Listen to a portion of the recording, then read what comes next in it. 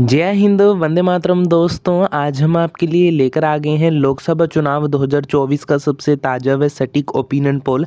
आज की इस वीडियो में जानेंगे कि आखिर लोकसभा चुनाव 2024 में किस पार्टी की हो सकती है जीत।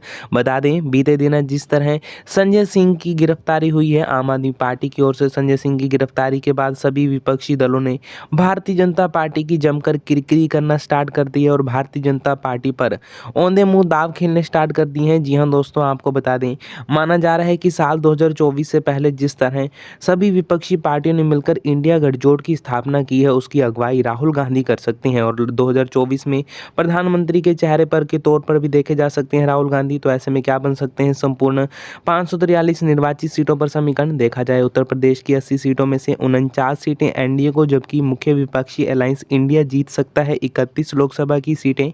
जी हाँ, वहीं बात की जाए अगर महाराष्ट्र राज्य की कुल मिलाकर 48 लोकसभा सीटों के बारे में, तो यहाँ पर एनडीए के खाते में 35, इंडिया को 10, अन्य को 3 सीटें जा सकती हैं।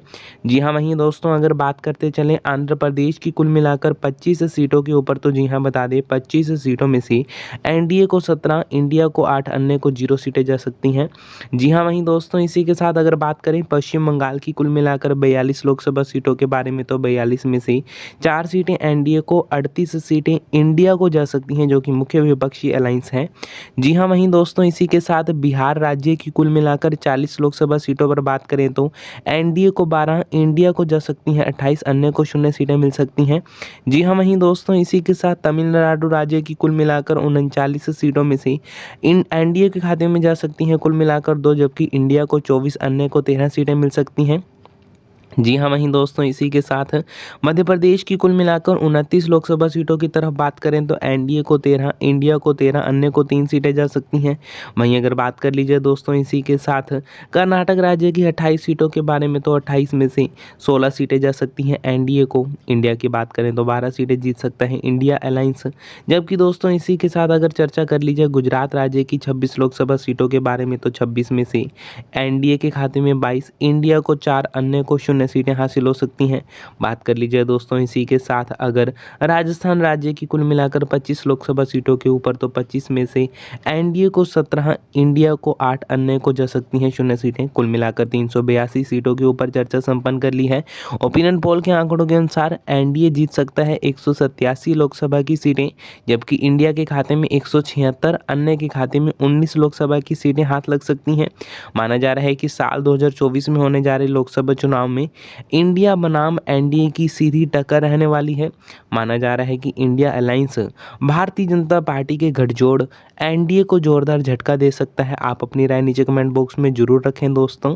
इसी के साथ ओडिशा की कुल मिलाकर 21 लोकसभा सीटों में से एनडीए के खाते में 2, जबकि इंडिया को 4, अन्य को 15 सीटें जा सकती हैं, जिसमें बीजेपी पार्टी का प्रभाव माना जा रहा है।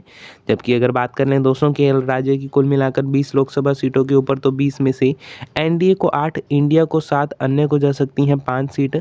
जी हाँ, वहीं दोस्तों इसी के साथ अगर चर्चा कर ली जाए तेलंगाना राज्य की 17 सीटों के ऊपर, तो 17 में से एनडीए को 3, इंडिया को 5, अन्य को 9 सीटें हासिल हो सकती हैं। जबकि दोस्तों इसी के साथ अगर चर्चा कर ली जाए अगला क्षेत्र निकल कर आ रहा है असम राज्य की 14 लोकसभा सीटें, तो 14 में से एनडीए को 13, इंडिया को 1, अन्य के खाते में 0 सीटें जा सकती हैं। वहीं बात करें दोस्तों इसी के साथ अगला क्षेत्र निकल कर आ रहा है झारखंड राज्य की 14 लोकसभा सीटें, तो 14 में से एनडीए के खाते में 12, इंडिया को 2, अन्य को 0 सीटें जा सकती हैं। वहीं दोस्तों इसी के साथ अगर चर्चा कर ली जाए अगला क्षेत्र निकल कर आया पंजाब की 13 लोकसभा सीटें, तो 13 में से एनडीए को 8, इंडिया को 5, अन्य को 0 सीटें जा सकती हैं। वहीं दोस्तों इसी के साथ अगर रुख अपना लिया जाए अगला राज्य निकल कर आ रहा है छत्तीसगढ़ की 11 सीटें, तो 11 में से एनडीए को 6, इंडिया को 5, अन्य को जा सकती हैं 0 लोकसभा की सीटें।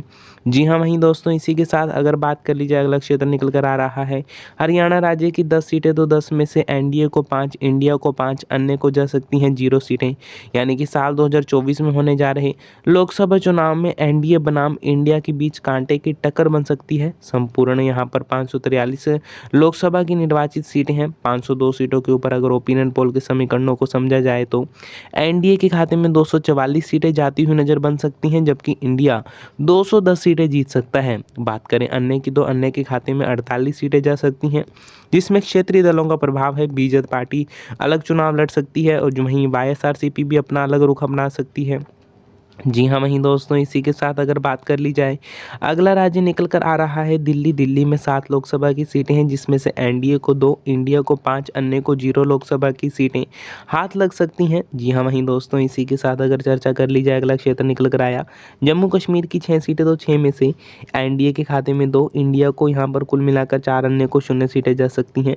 जबकि दोस्तों बात करें अगर इसी के साथ अगला क्षेत्र निकल कर आ रहा है उत्तराखंड राज्य की 5 लोकसभा सीटें, तो बता दें 5 में से एनडीए के खाते में 1 सीट जा सकती है। मुख्य विपक्षी गठजोड़ इंडिया के खाते में 4, अन्य को 0 सीटें मिल सकती हैं। जबकि दोस्तों हिमाचल प्रदेश की कुल मिलाकर 4 लोकसभा सीटों में से एनडीए को 2, इंडिया के खाते में 2, अन्य के खाते में 0 लोकसभा की सीटें जा सकती हैं। बात कर लें दोस्तों इसी के साथ अगला क्षेत्र निकल कर आ रहा है अरुणाचल प्रदेश की 2 सीटें, तो 2 में से 2 की 2 सीटें जा सकती हैं मुख्य विपक्षी गठजोड़ इंडिया के खेमे में, अन्य सभी के खाते में 0 सीटें जा सकती हैं। बात करें दोस्तों इसी के साथ अगर गोवा राज्य की 2 लोकसभा सीटों के बारे में, तो 2 में से 2 की 2 सीटें इंडिया अलायंस जीत सकता है, अन्य सभी के खाते में 0 सीटें जा सकती हैं। जी हाँ, वहीं दोस्तों इसी के साथ अगर बात कर ली जाए, अगला क्षेत्र निकल कर आ रहा है त्रिपुरा की 2 सीटें, तो 2 में से इंडिया के खाते में जा सकती हैं 2 सीटें। बात अगर एनडीए की करें तो एनडीए को 0, अन्य के खाते में 0 सीटें जा सकती हैं। जी हाँ, वहीं दोस्तों इसी के साथ अगर बात कर लें मणिपुर राज्य की 2 लोकसभा सीटों के ऊपर, तो 2 में से इंडिया के खाते में 2 सीटें जा सकती हैं, एनडीए के खाते में 0, अन्य के खाते में 0 लोकसभा की सीटें जा सकती हैं। वहीं दोस्तों इसी के साथ अगर बात कर ली जाए मेघालय की 2 सीटों के ऊपर, तो 2 की 2 सीटें आने वाले इलेक्शन में इंडिया गठजोड़ जीत सकता है। जबकि दोस्तों इसी के साथ अगर बात कर ली जाए, अगला क्षेत्र निकल कर आ रहा है नागालैंड की 1 सीट, तो नागालैंड पर यहाँ पर माना जा रहा है कि एनडीए का प्रभाव देखने को मिल सकता है। ओपिनियन पोल के अनुसार 1 सीट जा सकती है एनडीए के खाते में। जबकि दोस्तों इसी के साथ अगर बात कर ले सिक्किम की 1 सीट के ऊपर, तो सिक्किम की 1 सीट में से 1 की 1 सीट जा सकती है एनडीए के खाते में। अगर दोस्तों इसी के साथ अगर चर्चा कर ली जाए, अगला राज्य निकल कर आ रहा है देखा जाए मिजोरम की 1 सीट, तो 1 सीट एनडीए के खाते में जा सकती है, अन्य सभी के खाते में कुल मिलाकर 0 सीटें जा सकती हैं। जी हाँ, वहीं दोस्तों इसी के साथ अगर बात करें केंद्र शासित प्रदेशों की कुल मिलाकर 6 लोकसभा सीटें हैं। केंद्र शासित प्रदेशों की 6 लोकसभा सीटों में से एनडीए को 3, इंडिया को 3, अन्य को 0 सीटें जा सकती हैं। संपूर्ण 543 निर्वाचित सीटों पर अगर ओपिनियन पोल के समीकरणों को समझने की कोशिश की जाए, तो एनडीए जीत सकता है साल 2024 में 257 सीटें, जबकि मुख्य विपक्षी गठजोड़ इंडिया के खाते में 238, अन्य के खाते में 48 सीटें जा सकती हैं। साल 2024 में होने जा रहे लोकसभा चुनाव में एनडीए बनाम इंडिया की लड़ाई रहने वाली है, जिसमें माना जा रहा है दोनों ही गठजोड़ एक दूसरे को कांटे की टक्कर दे सकते हैं। इस पर आपकी क्या राय कहती है? साल 2024 में कौन बनेगा देश का अगला प्रधानमंत्री, किसकी बनेगी केंद्र में सरकार? नीचे कमेंट बॉक्स में जरूर बताएं। इस वीडियो को लाइक और चैनल को सब्सक्राइब जरूर कर लीजिएगा दोस्तों। धन्यवाद।